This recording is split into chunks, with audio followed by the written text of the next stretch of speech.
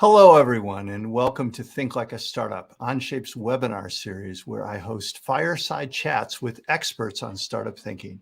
These webinars are perfect for both startups and people in companies of any size who want to work like a startup. I'm Jon Hirschtick, Chief Evangelist and co-founder of Onshape here at PTC. I've spent my life building CAD systems for product developers, but the best part of my job is meeting the awesome people who build incredible entrepreneurial stories as they build new products. And in this webinar, you get to meet some of the best people I've met in the world of entrepreneurship. So today, I'm very excited to bring in our guest, Sam Curry, who's the Chief Security Officer at Cybereason. He has almost 30 years of experience as an entrepreneur, security expert, and executive. And Sam was really, really valuable to me in giving me advice early on when we were developing Onshape, and that's what started our relationship. We hope you all gain insight today on security and what it means in your world through today's discussion. Whether you run a startup or you work for a larger business who wants to work more like startups, or you're thinking about a startup, be sure to stick around for the end of the session for Q&A. You'll hear answers from Sam to questions that you ask. Now, you can type your questions now into or at any time during the discussion, not just at the end. They'll be answered at the end, but you can type them anytime you like as comments. If you're on LinkedIn, post your questions as comments in your LinkedIn or YouTube window, and we'll try to get to as many of them as we can during the Q&A time at the end.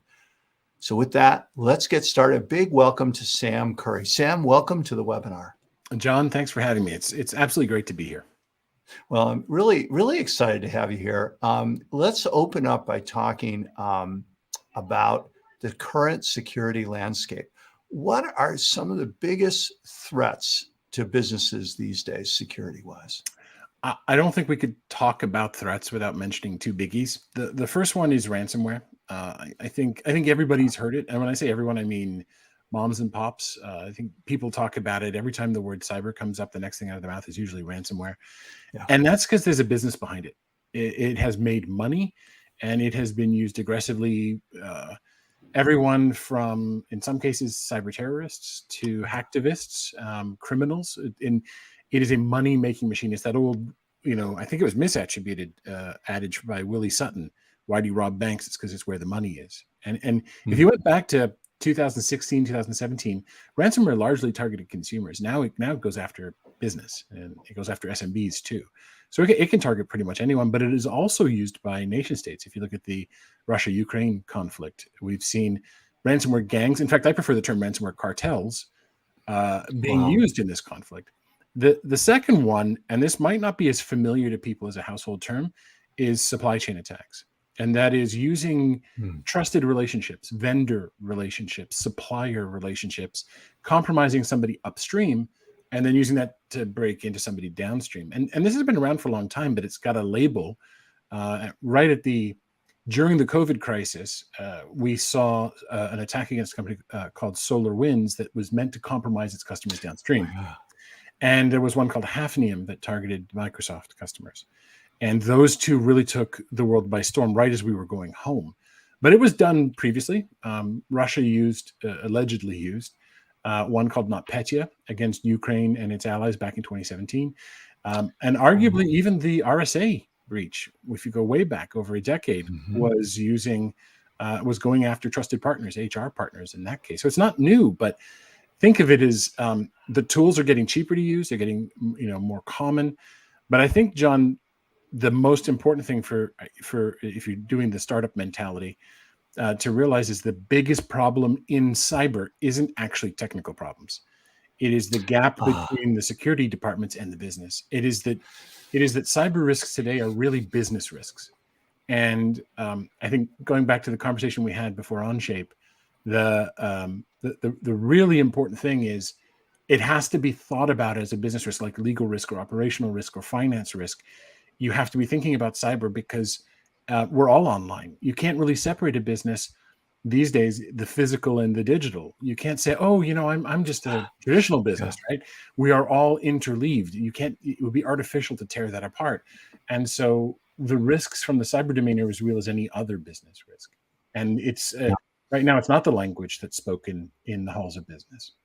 No, it's not, and especially in smaller business. Now, if you're in a larger company like here, I'm at PTC. We have 7,000 people. We're Mm. almost 2 billion a year in revenue. We have a very extensive staff, and most larger companies would. There'd be, a chief information security officer and so forth. You know more about this than I do, but I think the focus today, and what I find so interesting, is how does a smaller company approach security if you can't have a big staff and you can't hire outside consultants and have big review boards and so forth. And yet the company faces, to me, and we talked about this in preparing, maybe two major security ideas: securing their own business as a business, and for our listeners in my community, securing their products. Oftentimes hardware products that have embedded software would be typical, could be software products.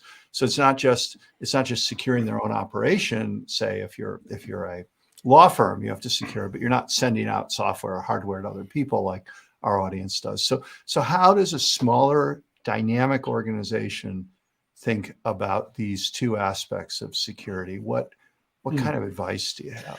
Well, you've done startups. I've done startups, and I would advise anybody doing it to realize that you should only get that specialized when you need to. My wife started a gym as a business, and we spoke. Cool.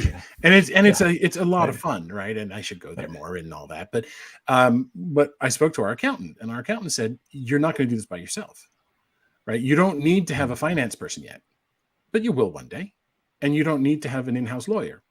Don't do it. You also don't need to have an in-house security person, but you should be having experts that you talk to, and they probably shouldn't be charging you to begin with, right? When I spoke to my accountant, she was my normal personal accountant, and then she became our corporate accountant. And as the business built, she charged us appropriately. The same thing with our lawyers. We weren't being gouged by them. And the same thing with cyber. I give this advice to municipalities that in a given town, you've probably got at least a few dozen, even in the smallest town, cyber experts who would love to help their community out. Oh, yeah. And meanwhile, look who the first targets for ransomware were after moms and pops and consumers. It was municipalities, right? Here in Massachusetts, we had at least a half dozen communities that were targeted in 2018, and it was worse in 2019, and all across the country and around the world.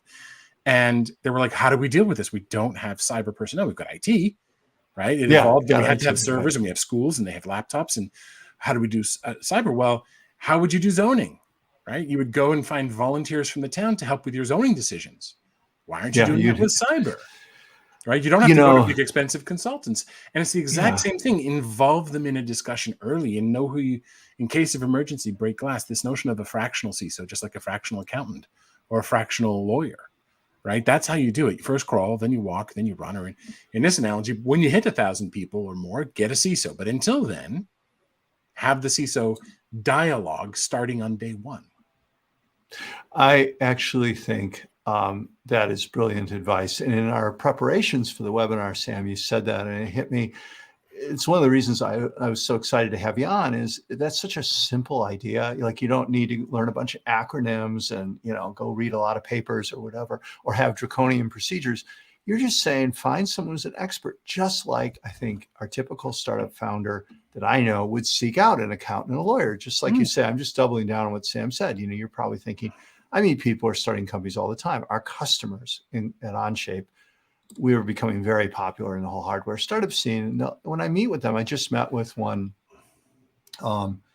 last week or 2 weeks ago, was talking with them about security a bit. And I advised him, hey, what Sam says, get a security person involved as an expert. They're like, I didn't think of that. Well, most people wouldn't. They'd have a lawyer and accountant, but not a security. So get an expert involved. And if you can't find one, look, when you say they're in every town, that's an amazing point. I think part of the, I really want to riff off your motto here, right? The thinking like a startup. I think a big part of the startup mentality, it has to be part of the security mentality too, because too many of us are seen as Dr. No or the Office of No in cyber, right? I used to have an employee. I won't mention who it is because I don't want to embarrass the person. Every time you ask this person to do something, the answer was no. And they would always say, you have to learn to say no. It's like, no, you don't have to learn to say no. We're very good at it. right? And whenever somebody comes to tell you that something new is needed, the reflex is to say no. But if instead you say, how could I? How could we? Yeah. Right? And yes, if you did it this way, it's a much better approach. And I think the temptation is to say, I've got too much on me. In the case of, let's say you're a startup and you're hiring your first person, you have to go and talk to a lawyer about an employment contract, and you have to talk to them about harassment policy, and you have to talk to them about, you have to go and find somebody to do payroll. Like, you need to do this. You're not an expert. But somebody then says to you, what about cyber? And you go, oh, it's too much. No. Well, what if you just said, why don't I'll look at LinkedIn and see who I know who's in cyber, give them a call and talk for an hour. Yep. Hey, you found a way to do it, right? And say, I'm thinking point. of doing this for my email. I'm thinking of doing this for my data structures, this for my cloud. And the person will literally say, oh, I've seen it done this way, and watch out for that. Or I have an expert in that. I'll get them to spend half an hour with you. And you've just saved yourself heartache or months of work down the road. And I know that's what we did, not so intentionally, but when we met with you, Sam, the advice you gave us in those early meetings, early on Onshape, was so valuable to setting culture and procedure. And it's funny you mentioned the Department of No, because I'm reading a book now called The Phoenix Project. I don't know if you've read that book, but it's about a fictional story around a corporate IT team. And it's laughable if you've been, it's sort of like a Silicon Valley-ized story, of caricatures and things, but it's meant to teach real business lessons. And in that book, there's the security person who's stereotypically a no guy. Oh, yeah. And who injects him and security into things and breaks them and breaks the business and so forth. And that's not what you're talking about. What about the notion when we talked, a lot of people are going to jump to, well, wait a minute, if I get all involved with security, isn't it going to slow me down and restrict me? And you had a great attitude about that when we were talking about this earlier. Yeah, I think I said to you, I said, why do we have brakes on a car? And and I think you said, so we can stop. I said, no, so you can go very, very fast. And the thing is that the security guy or gal has to have that mentality, right? They have to break out of the I'm here to stop bad things from happening only. They have to remember they have shares in this company, and they aren't just there to avoid the bad. They're there to find ways to do the good, right? So if they're sitting in the room and they go, well, the problem with doing it that way is this, but if you did this, it would work. It's that they have to be as innovative in security as everybody else is in development. And you then provide the guide rails for people to go, oh, okay, I can work within those.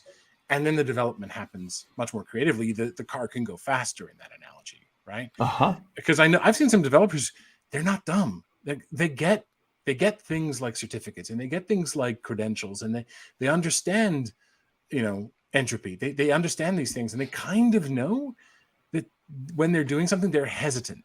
They're like, oh, if I do this, I have a feeling that there's a problem, or I wish I knew how to avoid a vulnerability here. I wish I had the way to do proper coding in this instance.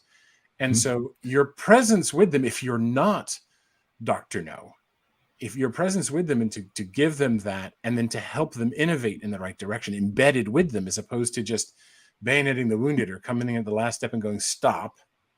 That's the culture we want to get to. And that's not just in the business. It's inside in the cyber department and integrated with it as well.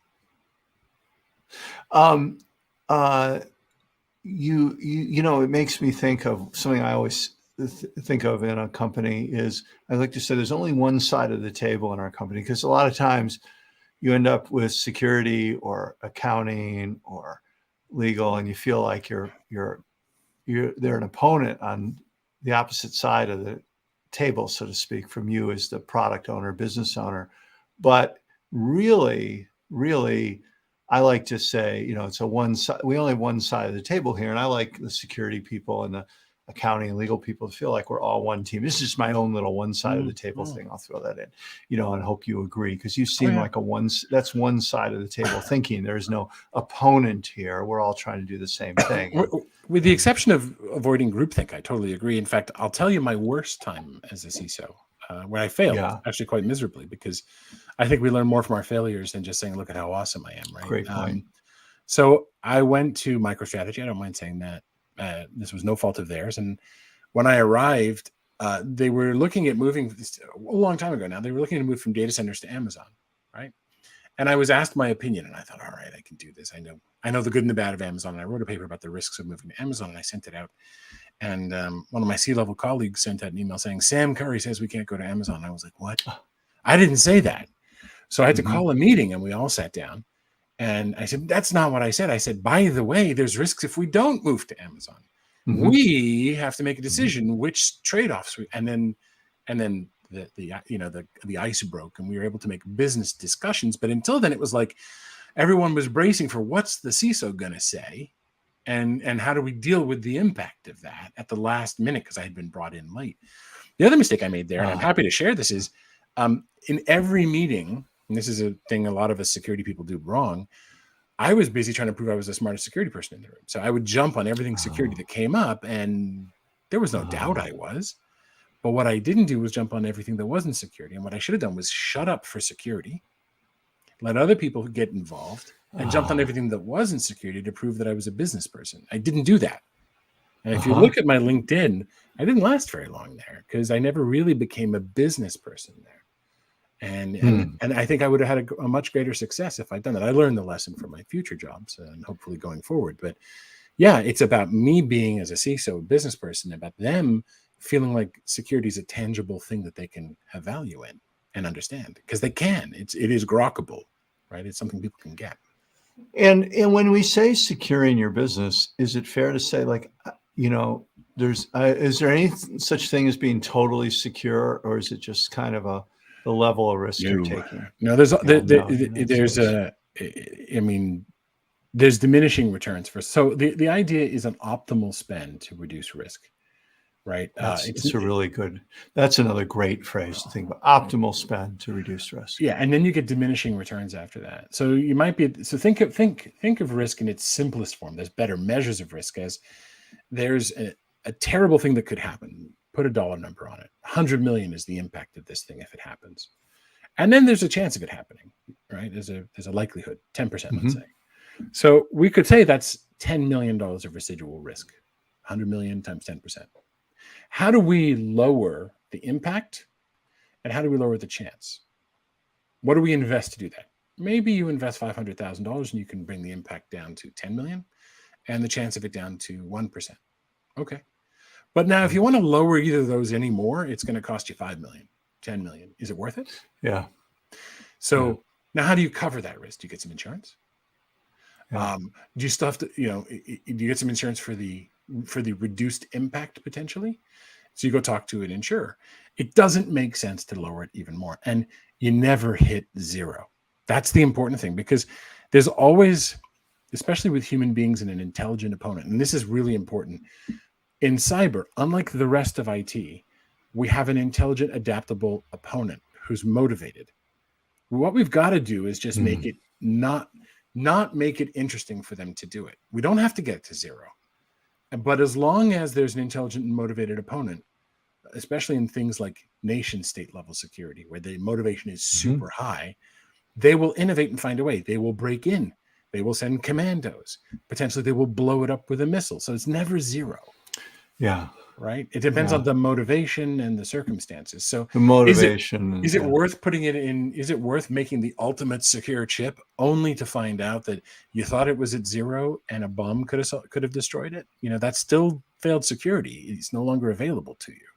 So it's never zero. It's never zero. That is just great. It's a great way of thinking, because so often I hear people talk about security is like a 1 or a 0. Well, this is insecure and that's secure. And it's not like that. And your security programs and spending, that's a great way to frame it. Just by the way, I'm thinking, as you're saying that, Sam, I'm thinking even about like the security of my home, like how do you secure your house or your car? Well, you lock it. That's a reasonable, but you don't hire an armed guard to stand at your car all day. You could, that would be more secure.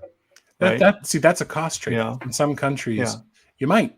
Depends on the cost of, might depend on the cost of labor, the trustworthiness of the labor, it might likelihood of it being stolen, and bribery and that sort of thing. And this is that notion of optimal spend for a reduction of risk. And what do you do with what's left at the end, the residual? This is great advice so far. This all could apply to really anyone And with any anything. business. See, But this now isn't let just me get cyber. anything right. But let me get to now our audience. Are people who are building products generally, hardware products, software products, in many cases products that have hardware and software. What do they have to think about that someone who's just running a business Well, within their walls of their office doesn't necessarily think about? this is why involving an expert is important, because see, if you had a CISO, he or she and their architects and their experts would build a risk registry for the company. Can you just define CISO? Some people know that term. I do, but for our audience, a chief information security officer. We say CISO or CISO. Sometimes CSO. I'm technically a CSO, but we pronounce it all the same, CISO, right? They would build a risk registry, and sometimes companies have a risk registry for all forms of risk above it. And it's literally a table with rows in it that describe what could go wrong. What's the likelihood of it? What's the impact of it? What are your countermeasures and so on? And they do exhaustive analyses to keep finding more. Now you're never going to get them all, but what you want to do is find the biggies and keep pursuing them. And then you use that to figure out your budget and your staffing plan and your projects for the year, and to try to keep reducing those. But if you're a startup, you can't do that. It's ridiculous. Why would you spend energy on that? So what you do is you look for the well-developed brains out there that have done this before. And you bring them in because they've done it for decades or years. And you say, hey, I've got a simplified IT infrastructure. It looks like this. What should I be worried about? And they're very well-trained expert systems, right? Human being, carbon-based. And they go, oh, given these choices, these ones, and I don't know this area, let me call a friend. And they're going to give you the advice up front, because it's just like manufacturing with quality, right? It is just like manufacturing. Great analogy. Yeah, the sooner you get quality problems dealt with in the process, the cheaper and easier it is, and the better the customer experience. It's exactly the same.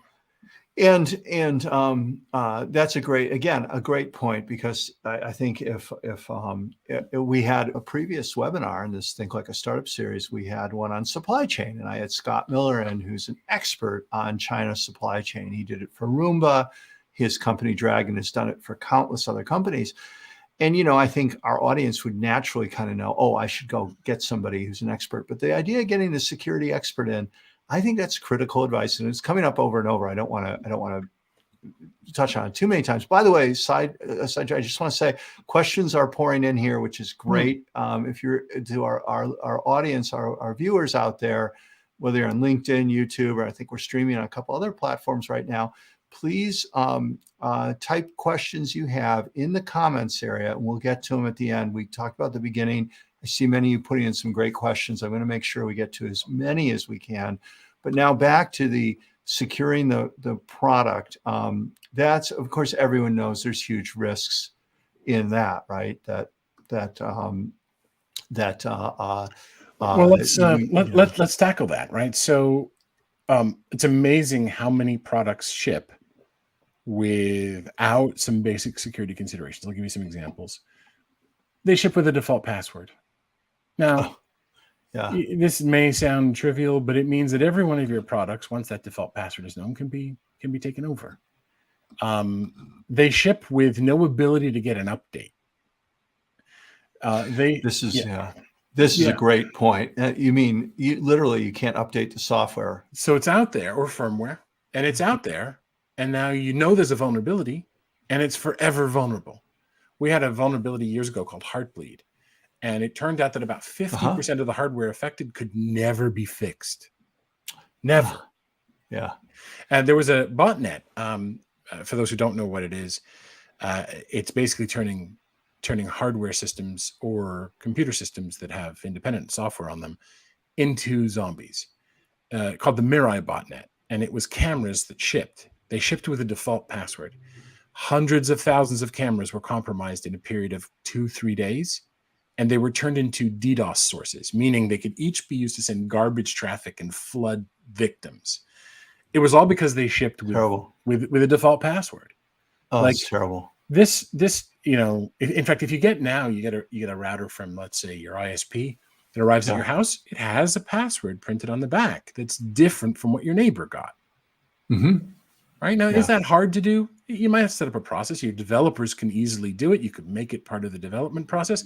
You could also make it work out of the box differently and require an identity to be set up and work. Like, but Mm-hmm. these types of things are really easy to do, or at least let's say easier and cheaper to do before you ship than, let's say, after several 100,000 are sitting on shelves. Yep. Right. And this is an example of, you don't want to, as a startup with very thin margins or who's operating at a loss, suddenly find California law requires you do something and you didn't think of it. Yeah. So you have to think in advance about what will happen when you find the inevitable problems and make it updatable and try to have basic good procedures, which again, the security expert will tell you, which I think is, just a great point. I know we're not here principally to talk about your company, Cybereason, and you've been gracious to be here. It's not to promote it, but I think I was interested in hearing more about it. And I think some of our audience would be too. What are you doing at Cybereason in your company? Well, we have even before we get to, what our software does and our services, we have a mission at Cybereason, and I have a personal one. It's how I wound up here, which is, if you really look around over the last 10, 20 years, the attackers have been improving their skill set and their ability to execute attacks at a faster rate than defenders have been improving their ability to Wow. defend. So That's our a mission is to profound flip that, statement. right? You want to flip it. I see. So one of the things I see. do is I come and talk about what can an SMB do? What could a developer do? We will spend time and resources to help make basically the world more secure and more proficient in defense. Because our goal is to make it so that eventually defenders expect to win. You may have heard the term, or people say, there's those that have been hacked and those that don't know it. It drives me nuts, because I want to live in a world where attackers expect to lose. And right now, it's just a question of time until they break into most targets.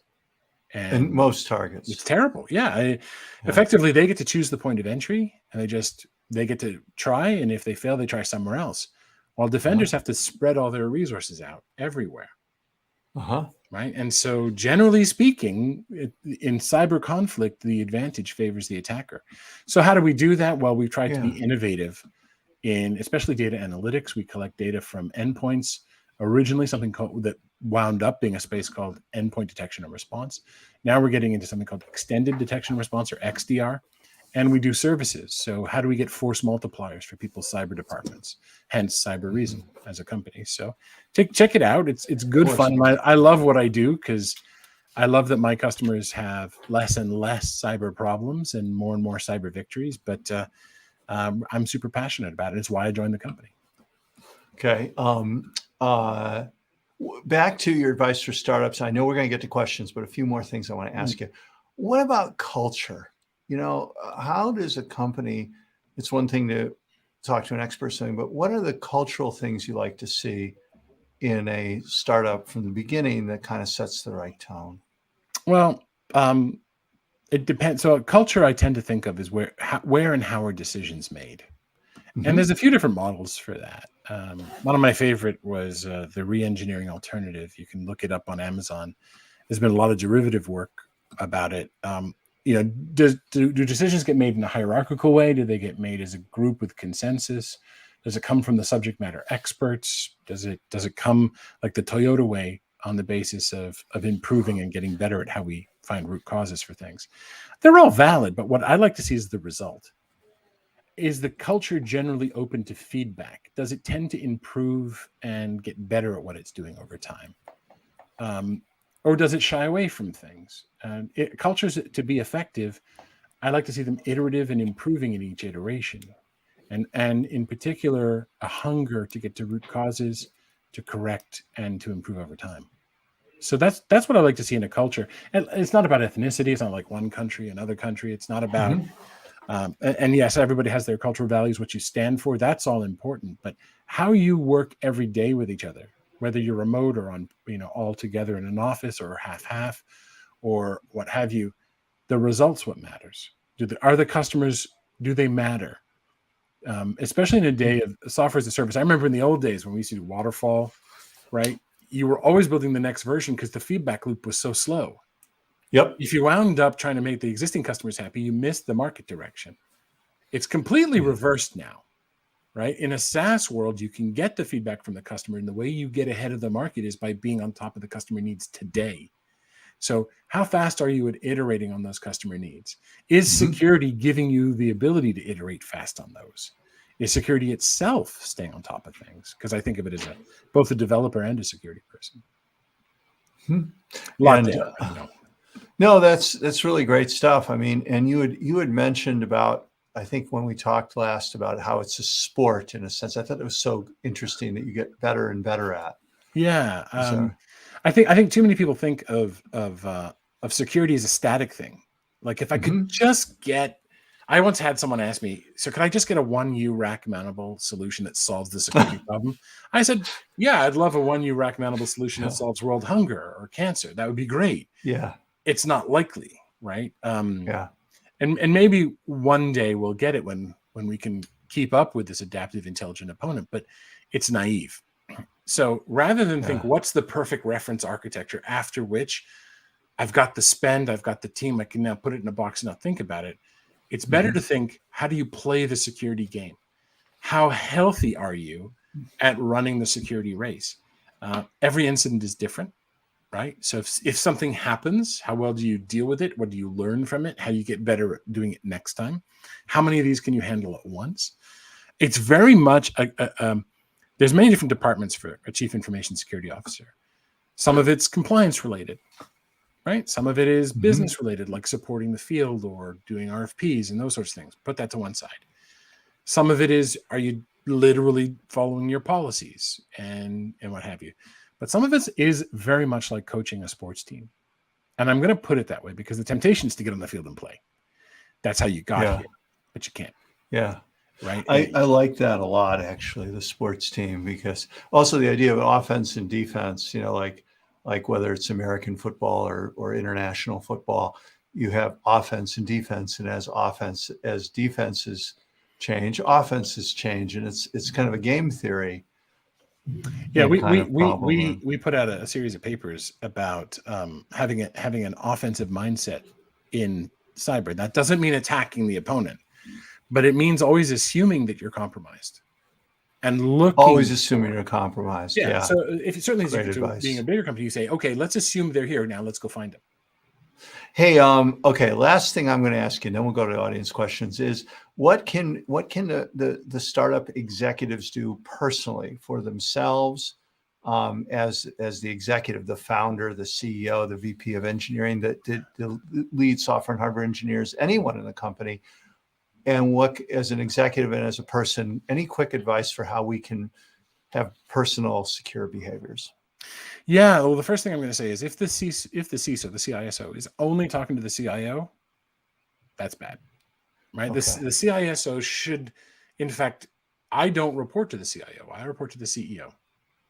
The dialogue the CISO should have is laterally as a true business executive with peers. Please open the door to them. Okay. Right? They have to earn the right by not talking like, I always say, guys, you should be, men and women, you should be talking about revenue, cost, risk, customer satisfaction, employee efficiency, and strategy. That's what you do when you get through the door. You shouldn't be getting in there and saying, oh, we stopped this many viruses. Like, nobody cares, right?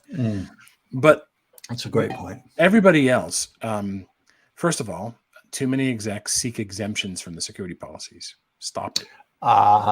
Yes, Stop the old executive exemptions from policy. Oh, yeah. Like, hey, I got a new iPad for the holidays and we don't use iPads. I'd like an exemption so I can stop it.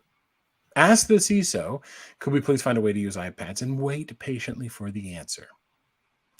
Great. I put that out there because the CISO should find a way to do it or try to, but don't be the person that leads the charge to break the policies.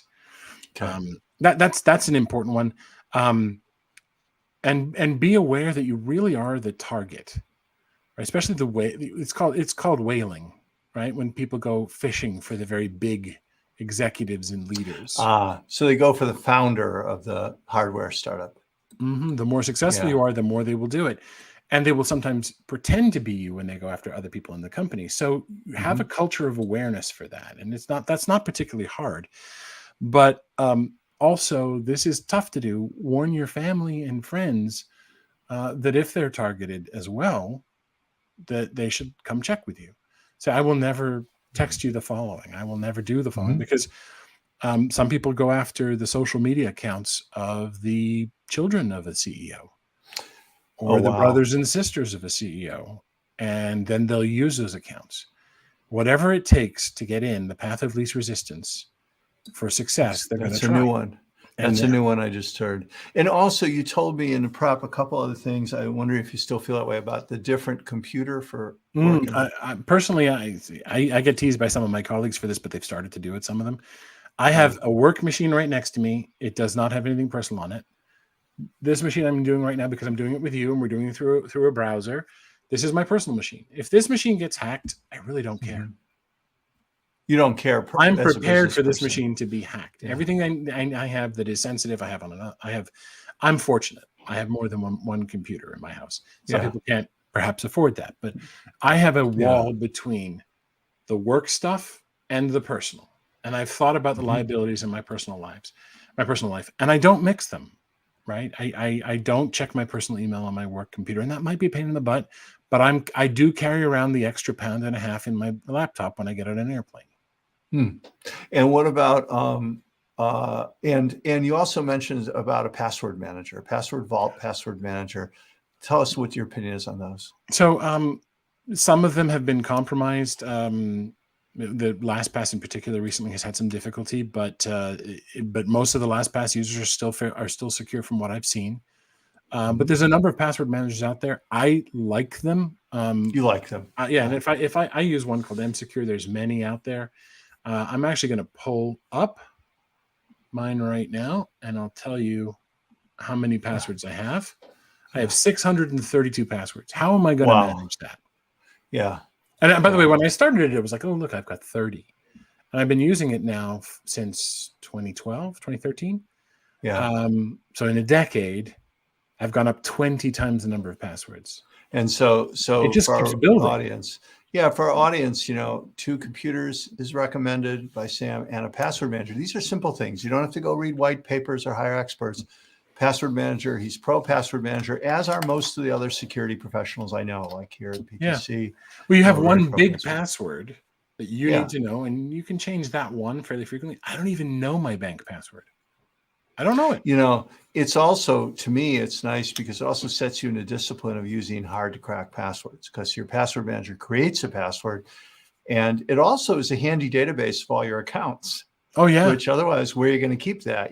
So that's kind of handy. But anyway, hey, I promised to get to audience questions. We have a lot of them. So let me ask, here's one about startups in the eyes of big customers. I love this question because I think it relates to a lot of startups I talk to. Is the bar being raised for startups vis-a-vis security in the eyes of large companies? Meaning, do large companies who are working with startups, meaning they want to be customers of startups, they want to work with a startup as one of their vendors, do they now have more requirements than before that they'll be confident starting to work with a startup?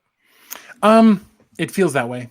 It does. However, I do advise a lot of startups, and it requires a different approach to those companies. So as startups, what you want to do is find, I guess, your betas, your dev partners. You want to find your champions. One thing I can say is if you're selling to the security department, at the CISO is your champion. They can find ways in particular to limit the risk to the company when they deploy you. If you're not selling to the security department, early on, ask to meet the security person.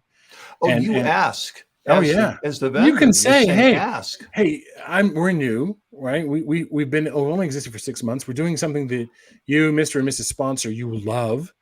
I know I don't have an ISO certification and I won't for 2-3 years, or I don't have a SOC 2. Could I meet your CISO and maybe go for coffee and talk about what they're concerned about ahead of it and get them on board with how excited you are? We'll all go out for coffee or something, like nothing. So it's not vendor bribe type thing. And by the way, yes, we all talk, and yes, we all share what vendors do with us. So keep it low, make a personal connection, and the CISO will see, hey, this person is into this and needs it. And it starts the dialogue long before a sales cycle.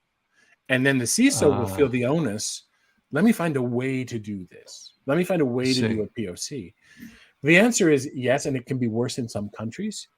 So I've Mhm. found it very difficult to do this in highly regulated countries, some European countries. They're going to ask you things like, well, where's the data going to be? So if you can solve some of those and show that you Mhm. care, Data and residency, yeah, you have which is where you store your in-country data. people, Yeah. then that's a really good thing. But when you talk to the CISO and the CISO tells you, I'm going to be cared about these things, ask them, what would it take for you to sign off on a POC, on a first deployment, Mhm. and then you can talk to your business person, and maybe they'll sponsor you or they'll pay you services and not NRE in order to be able to do something. So you can go and get a consultant to help you do This it. is, by the way, fantastic. Another fantastic simple nugget of information there, just to recap, is you as the vendor can reach out before they throw you over to security department. You can reach out proactively. That's great advice, and talk to a person instead of being slammed the day before the order is supposed to be signed with some checklist document and coming from a faceless place. And what you That is sometimes great get, by the advice. way, what you Great sometimes get advice. is you'll sometimes find that if you just follow the purchasing process, the security department has a list of 60 things to approve. And Yep. there's one person, and she's sitting there and she's got all this. And she goes, what is this? They don't have Okay. anything. And it gets rejected. Yeah. And now you're in Reject. Yeah. slow hell, right? Yeah. So get ahead of that. So if it turns Get up in ahead that of it. I person's like it. queue, they've already seen it. They heard about it. The CISO spoke to her, right? I She's going to like be it. like, oh, I was expecting Okay. this. You're good, right? Great advice. And here's another question. Number one security risk that startups should be focused on when working with enterprise clients. What would be the number one thing? Is it you mentioned data residency a moment ago. The number one security risk. Well, this Yeah. is tough because there's many different types of Or would it enterprises. be, maybe a friendly amendment would be, what about, like, is there one certification like SOC 2, SOC 2, for those of you who don't know what that is? Is that something that you mentioned that briefly, and is that something that startups should be thinking? If I get that would be very helpful. There will probably be a list of, I call them enterprise readiness things that you have to do. Mm-hmm. Do you work with Active Directory? LDAP integration for identity Mm-hmm. and access control. Do you log? Like, there's this stuff that is this grocery list of stuff that you have to do. Okay. And it can catch you flat-footed. So it's not that it's a security risk. It's really a business risk for you that you haven't spent the development cycles to do it. And so what you need to do is get a waiver on some of that stuff, because what the security department needs is time to get their auditors to sign off that they don't need it. Because SOC 2, Mm-hmm. as you mentioned, and ISO, Mm-hmm. they're going to get an audit, and they probably get audited at the end of the calendar year, December. They then get a waiver saying, by the way, in 2023, now I just got my certifications that I was certified for the calendar 2022 year. So now I've got this window by the end of the year that I'm okay. And if you tell me now you're coming in May and you don't have you don't have the logging feature for things I need, I can prepare for that. Because my audit's not until December. Prepare, think early. Everything about this is thinking earlier than most people would think. But if you were talking to the government, you'd have to worry about crypto, right? Oh, that you're using the right. So it depends. You have to cryptography. vary by industry. And these questions were aimed at the person asking the question was thinking, I'm selling to bigger enterprises, which some of us do and some don't. Depends on what the startup is doing. Hey, question here from the audience. How dangerous or secure is the cloud? How do we think about cloud? Well, the cloud, I have a counter question. Maybe rather than a counter question, I'll say, let's split it into infrastructure where you run workloads and, you're actually hosting your products or services, and SaaS, where you're consuming a catalog of services like Workday and Salesforce.com. Two different Great division. Right? Great division. So in the case of the first, you've got to make sure you get your CI/CD, everything from GitHub to how you publish code to how you run your runtime environment. Is that secure? And I would say for most startups, it's better out of the gate. As long as you do your access management correctly, that's a big if, and you do some basic blocking and tackling and some vulnerability scanning, way better than you're going to have with a data center. But over time, the more successful you become, the more of a target you become. And so you're going to have to mature that. I was once asked, is the cloud better? And I said, absolutely. And I corrected it immediately. I said, mostly. And I said, sort of. And then not at all. Because over time, it gets worse. So you really want to make sure that you plan security, like most things, right away. Now, on the SaaS side, most of those are better. But again, I would start to look at some of the solutions now that look at inter-SaaS security. So where is your data sitting and how is it moving among? Like I'll give you an example. You don't want your integration between Salesforce.com and DocuSign to be done wrong. If not, if you don't do it right, everybody who has a Salesforce account can read every document you've ever had legal go through and signed. Don't want that. So I see. One thing that big companies will tend to do is, I say big companies with a security department, is that they will put a process in place to approve vendors and the integrations, but they get exponentially more complex with more. So sure, I think the answer is it's better, but don't abdicate security and stay on top of it. Don't abdicate and build the program. But it is better. You're better off using Salesforce than installing your own CRM system or something like that. Next question. This is a great one. In order to protect our data, must all our equipment be updated with the latest firmware and software? How do you feel? When upgrades come along, should people install them immediately or should they wait? Or I didn't interpret it that way when I first heard it. Oh, okay. No, but that's okay. Maybe no. Tell me your interpretation. Because I'm just reading. I'm reading the literal question here. In order to protect our data, all of our equipment must be updated with the latest firmware, software. Question. I interpreted it as it's all coming out all the time, and it's very expensive to have downtime. And like, how frequently should I be doing that? And then your question was super relevant. The way you interpret it was relevant because you were saying every time I do that, I run the risk it's going to break something, right? Or have new security vulnerabilities itself. So in principle, the answer is you should be as up to date as you can be. You should be as up to date as you can. In principle, I think that's but some vendors are better at Q&A than others, and you'll actually find some companies have we're always going to be on the latest version -1 unless there's a higher critical vulnerability. Which happens a lot. So what you've got to do is look at how do the vendors, usually it's a standard way, but how do they prioritize or categorize vulnerabilities? Usually a higher critical means if exploited, you're going to be totally compromised and the attackers can take over. Yeah. So you don't want those sitting around. Those you need. So now whether you update or whether you can effectively isolate a system so it can't be as readily exploited. Like if you can say it's not reachable without some other compromise, so I can afford to wait a little bit, is a business decision. And it will depend a lot on how reliable that vendor is. So if you've got one vendor, you're like, wow. When I was at RSA, for instance, authentication manager on the back end, I had a customer say we're the most reliable piece of their infrastructure. As soon as there was a patch, they would deploy it. But they had another vendor, I won't say who it was. They were like, hey, we don't deploy it until at least a version later, unless it's a crit. Well, and I told can I just have to say to you, in our world of engineering, now I'm going to talk a little bit. I'm mostly here to hear you, but in my world, my home world is engineering tools. Now, the ones I make, Onshape, they're a SaaS service, continually updated all the time. Everyone's on the latest version. We fix a security vulnerability, wipe it out of existence for everyone in the world. But our world, the industry of engineering software, is notorious for being way out of date. Like you'll see a lot of users running CAD systems, in particular PDM systems, simulation. It's 2-3 years old versions is common. And this worries me. I don't know, and I just speaking out there, you hear Sam talking about all these security issues. And I think that I would assume they should update more often, but of course it breaks things. It's not a security problem, it breaks something, or the versions aren't compatible. And anyway, in our world of engineering software, particularly a problem. The other thing to keep in mind is instead of just thinking your perspective, think about your customers, right? What would they want you to do if you're running a workload for them? Yeah.